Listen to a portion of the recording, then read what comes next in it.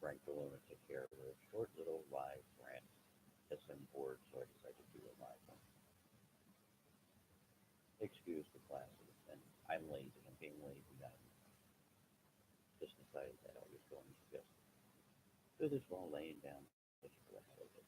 Um, been story in the local news that are talking about the whole plastic headlights on cars, and because they get yellowed and they get really bad, and tips on repairing them and all this other stuff, and they were going to these all these garages and stores and that, and showing all the stuff, $20, 30, 40, 50, all that crap to fix the supposedly be able to fix the headlight. Um, because there was it all came about because AAA had released a new study. This We need study for this crap because apparently people can't figure this out on their own. The study said that drivers that driving with the cloudy or yellow plastic, headlight may have less light than a new headlight would. Well, of course, you yam bags. I mean, like, you can't figure that out. It'd be like putting sunglasses on. Um, they were going around. They were interviewing places, interviewing garages about the stuff used to try clearing up your headlight. Um, excuse me.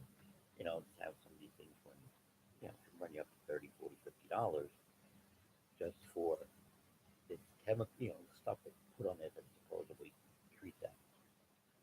Um, they're blaming it on the sun and the salt and the grime, and a lot of it's because the sun has a factor, but um, it's road dirt in that too. For example, in the wintertime, if you live in an area that, for example, around here, depending on the stuff they put on the roads for traction, there's little stones and that, and that stuff, of course, comes up and scratches the crap out of your windshield first of all, and your headlights.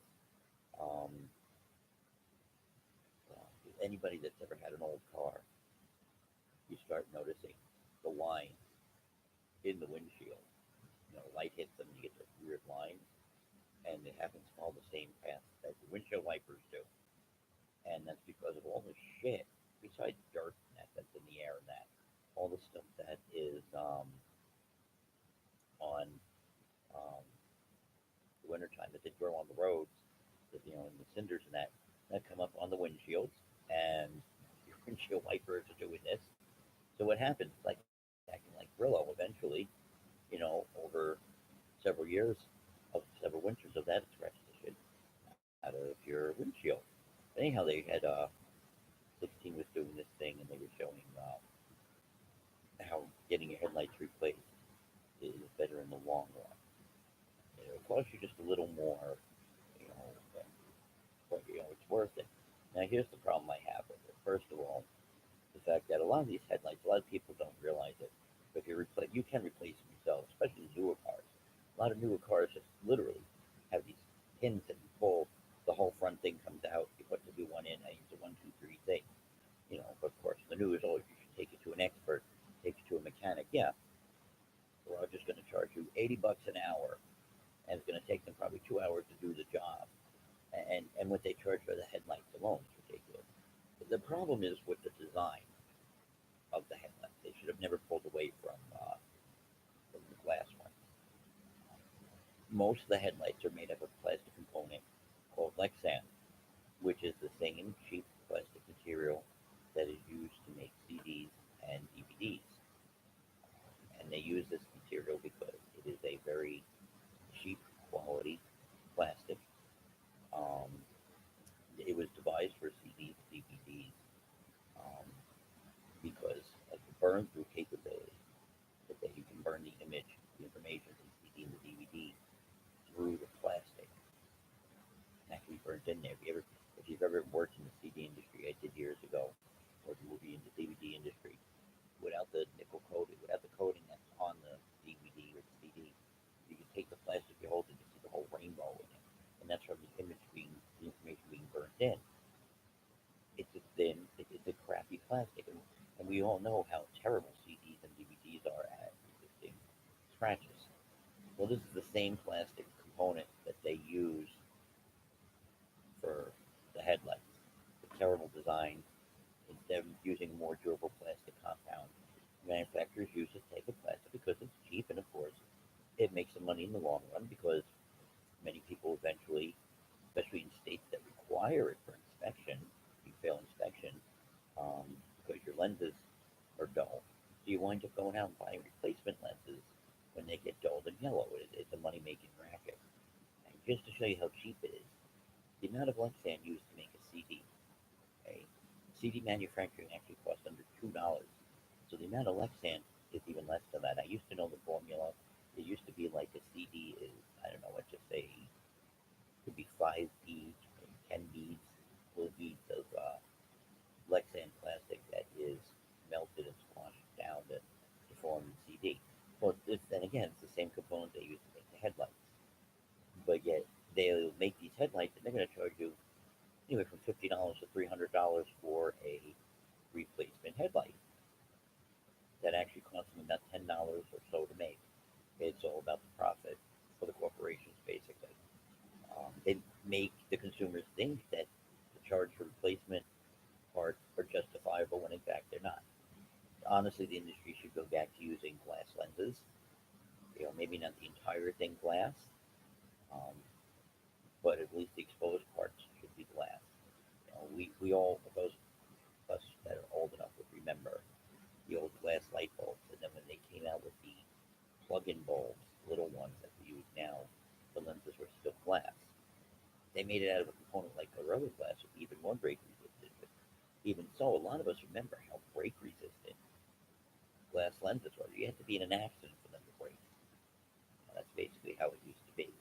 Um, but a little FYI, all these kids out there, 30 bucks and things like that. If you want a quick tip to restore, and I don't guarantee it 100%, but a quick tip to restore your lenses, it's something we used to use in the trucking industry.